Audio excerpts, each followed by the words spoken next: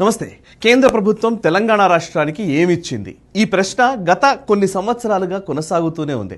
అప్పుడు కేసీఆర్ ముఖ్యమంత్రిగా ఉన్నప్పుడైనా, కేటీఆర్ వ్యాఖ్యలైనా, లేకపోతే ఇప్పుడు ప్రస్తుత ముఖ్యమంత్రి రేవంత్ రెడ్డి అయినా, కేంద్ర ప్రభుత్వం రాష్ట్రానికి అసలు ఏమీ ఇవ్వలేదు అన్న వాదననే తెరపైకి తెస్తున్నారు, ప్రజల్లోకి వెళుతూ ఉన్నారు.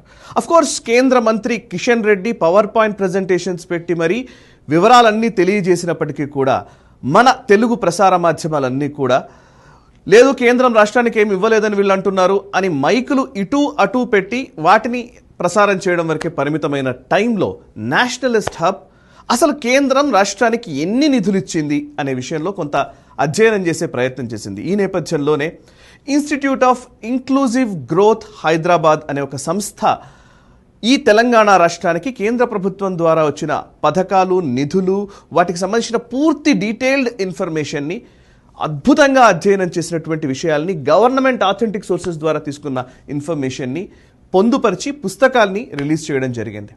సో అందులో ఉన్న డేటాని మొత్తం క్రోడీకరించి నేషనలిస్ట్ హబ్ వాటిని ధృవీకరించుకున్న తర్వాత మీకు అందిస్తున్నటువంటి నంబర్స్ ఇవి చూడండి.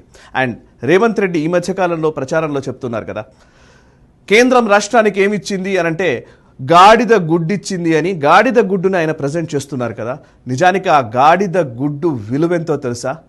8 లక్షల కోట్ల పైమాటే. అదెలాగో చూడండి. కేంద్ర ప్రభుత్వం రాష్ట్ర ప్రభుత్వానికి ఇస్తున్నటువంటి కొన్ని పథకాల ద్వారా వస్తున్నటువంటి డబ్బుల వివరాలు చెప్తాను. ఇది బ్రెత్లెస్గా ఉంటుంది.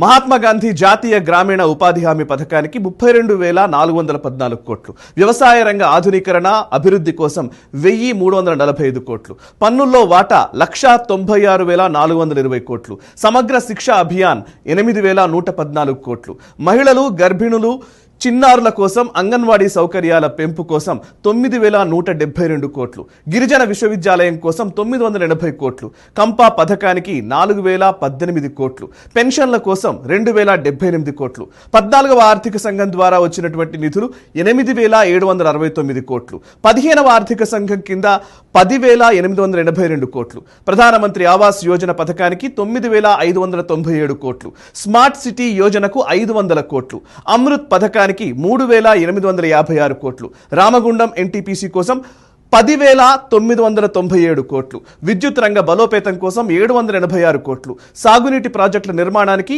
2,438 కోట్లు, జాతీయ రహదారుల ఏర్పాటు విస్తరణ కోసం 1,58,000 కోట్లు, రైల్వే అభివృద్ధి కార్యక్రమాల కోసం 34,992 కోట్లు, ప్రధానమంత్రి గ్రామీణ సడక్ యోజనకు 3,672 కోట్లు, జల్ జీవన్ మిషన్ కింద 1,588 కోట్లు, పీఎం కిసాన్ సమ్మాన్ నిధికి 10,086 కోట్లు, రైతులకు కనీస మద్దతు ధర చెల్లించి ధాన్యం సేకరించడం కోసం 1,86,640 కోట్లు, రైతులకు ఎరువుల సబ్సిడీ కోసం 46,000 కోట్లు, రామగుండం ఎరువుల కర్మాగారం పునరుద్ధరణకు 6,338 కోట్లు, వరంగల్, ఆదిలాబాద్ మెడికల్ కాలేజీల కోసం 240 కోట్లు, ఆయుష్మాన్ భారత్ నుంచి వెల్నెస్ సెంటర్ల ఏర్పాటు కోసం 902 కోట్లు, జాతీయ ఆరోగ్య మిషన్ కింద 6,968 కోట్లు, కరోనా వ్యాక్సిన్ల కోసం 1,800 కోట్లు, స్వచ్ఛ భారత్ అభియాన్ కింద 4,418 కోట్లు, ప్రధానమంత్రి స్వనిధి యోజన కింద 848 కోట్లు, ప్రధానమంత్రి గరీబ్ కళ్యాణ్ అన్న యోజనకు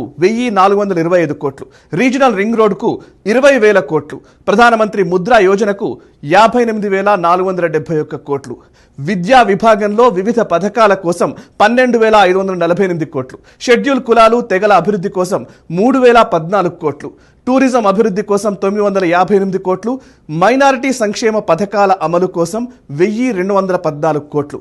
మొత్తంగా కేంద్రం రాష్ట్రానికి 8,62,488 కోట్లను కేటాయించింది తెలంగాణ రాష్ట్రం కోసం. ఇంత పెద్ద లెక్క ఉంది.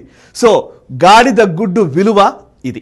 ఈ వీడియో మీకు నచ్చినట్టయితే లైక్ చేయండి, 10 మందికి షేర్ చేయండి, అలాగే కామెంట్ల రూపంలో మీ అభిప్రాయాలను మాతో పంచుకోండి. Nationalist hub group of channels ను సబ్స్క్రైబ్ చేసుకుని తెలుగునాట జాతీయవాద జర్నలిజాన్ని ప్రోత్సహించండి. ఈ వీడియో కింద ఉన్న బెల్ ఐకాన్ పై క్లిక్ చేయడం